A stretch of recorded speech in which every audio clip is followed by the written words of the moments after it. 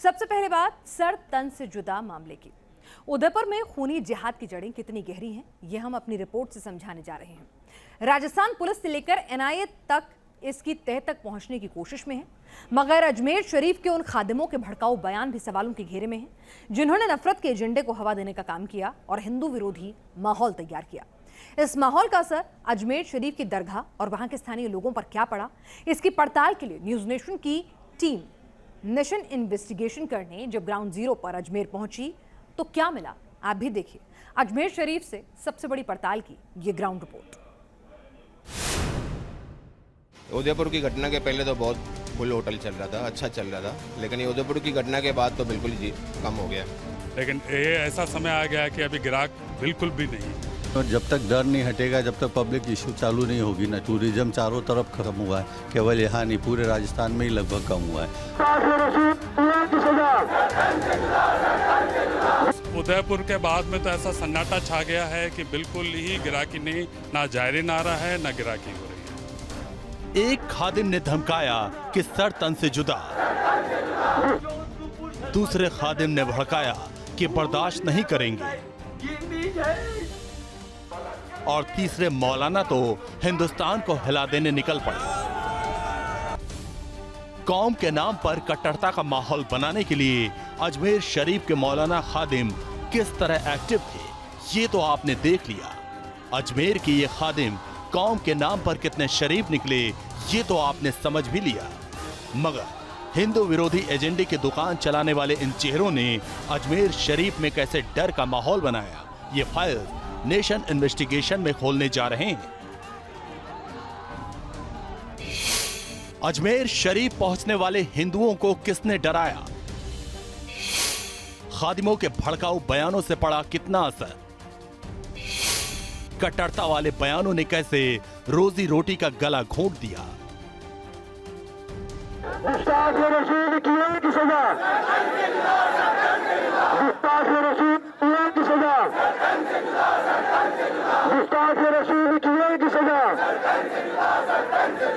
हुजूर गनीनाथ की शान में गुस्ताखी हो रही है, ये हम कभी कबूल नहीं करेंगे।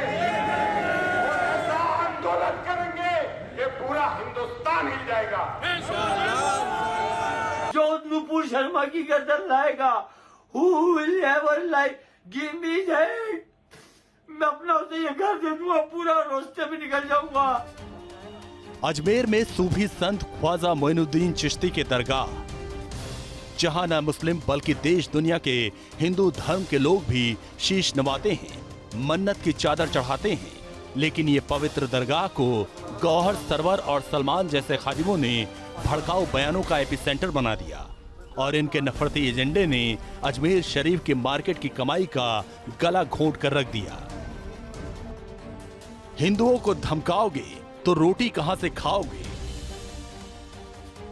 इस समय अजमेर शरीफ दरगाह के बाजार में मौजूद हैं। ये सामने वो मुकद्दस दरगाह है और ये उसका बाजार है। अमूमन ये जो सड़क है, यहाँ पर इतना फुटफॉल होता है, इतने यहाँ पर लोग दिखाई देते हैं कि इस सड़क के ऊपर पैर रखने की जगह नहीं होती है। लेकिन देख सकते हैं कि काफ़ी हद तक जो यहाँ पर लोग हैं, जो यहाँ पर सैलानी हैं, जो यहाँ पर दरगाह में माथा टेकने के लिए लोग आते हैं, उनकी तादाद में यहाँ पर कमी जो है महसूस की जा रही है।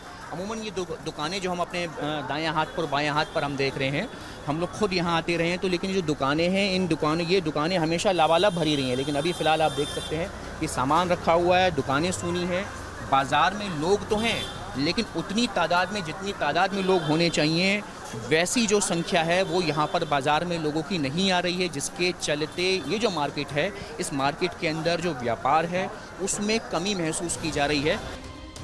क्या वाकई कट्टरता वाले बयानों ने अजमेर शरीफ मार्केट को चौपट कर दिया और हिंदुओं की संख्या पहले से बहुत कम हो गई? इसकी पड़ताल के लिए नेशन इन्वेस्टिगेशन की टीम ने स्थानीय दुकानदारों से बात की तो खुद वो मानते हैं कि बयानों ने माहौल बिगाड़ दिया।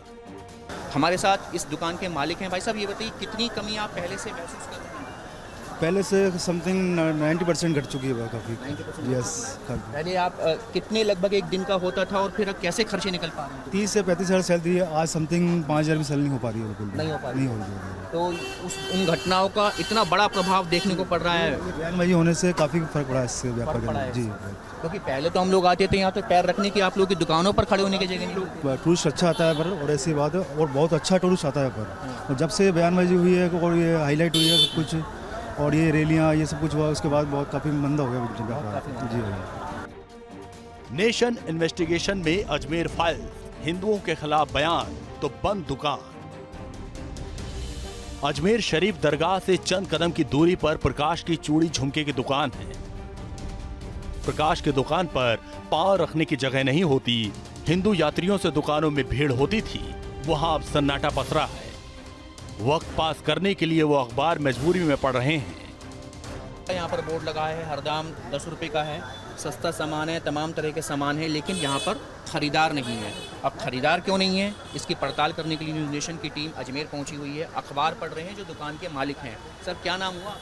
सर मेरा नाम प्रकाश भागचंदानी है। ये बताइए, देश विदेश का सैलानी आता है, विश्व प्रसिद्ध दरगाह है, उसका बाजार है, दुकान पर कोई नहीं और आप खड़े होकर इत्मीनान से अखबार पढ़ रहे हैं। लेकिन ये ऐसा समय आ गया है कि अभी ग्राहक बिल्कुल भी नहीं है। बिल्कुल सुबह से लेकर शाम तक, रात तक फ्री बैठे रहते हैं। कितनी लगभग जो आपकी दुकान है, चूँकि मैं देख रहा हूँ कि लेडीज़ जो है से मुतालिक आपका सारा सामान है, तो ऐसे में यहाँ तो खूब तादाद होनी चाहिए खरीदारी की, तो कितनी गिरावट आप लोग महसूस कर रहे हैं? बिल्कुल सर, आप समझ ले 10 पैसे बच चुकी है गिराकी, 90% पूरी खत्म हो चुकी है। दुकानदारों की 90% घटी कमाई, होटल में एडवांस बुकिंग कैंसिल। समझ तो गए होंगे आप किस तरह नफरत भरे बयानों की दुकानों ने दरगाह से सटी इन दुकानों पर ताला जड़ने का इंतजाम कर दिया, लेकिन होटल कारोबारियों की हालत तो इससे ज्यादा खराब है। हरीश जी हमारे साथ इस समय मौजूद हैं। ये इस होटल के मालिक हैं जो अजमेर शरीफ दरगाह के बाज़ार में मौजूद है। यहाँ से दरगाह जो है चंद कदम की दूरी पर ही मौजूद है। पहले के मुकाबले आप अपने बिजनेस में, व्यापार में महसूस करते हैं? सर बिजनेस तो 90% कम हो गया है, बिल्कुल 10% रह गया है। जो पब्लिक है डर के मारे आना नहीं चाह रही है, सबके मन में बार बार यही फ़ोन आ रहे हैं, क्या माहौल है, क्या माहौल है, कैसा चल रहा है वहाँ पे, बस यही चल रहा है और कुछ नहीं। जो उदयपुर की घटना हुई और जो दूसरी तरीके के बयान वीडियो सामने आए, उसका फ़र्क ज़मीन पर इतना बड़ा महसूस हो रहा है, तो आप लोगों के खर्चे फिर कैसे निकल? खर्चे तो सब पॉकेट से ही भरने पड़ेंगे ना। वो टोटल बिजनेस पहले भी जैसे इतने मुश्किल से, पहले कोरोना था, उससे पहले भी GST नोटबंदी वगैरह जो आया, तब से बिजनेस में फ़र्क पड़ा, तो बहुत ज़्यादा लॉस हुआ। वो धीरे धीरे बड़ी मुश्किल से कवर हो रहा था, लेकिन अभी फिर इस आने से नहीं लगता अभी 2 महीने तक बाज़ार ऊपर जाएगी।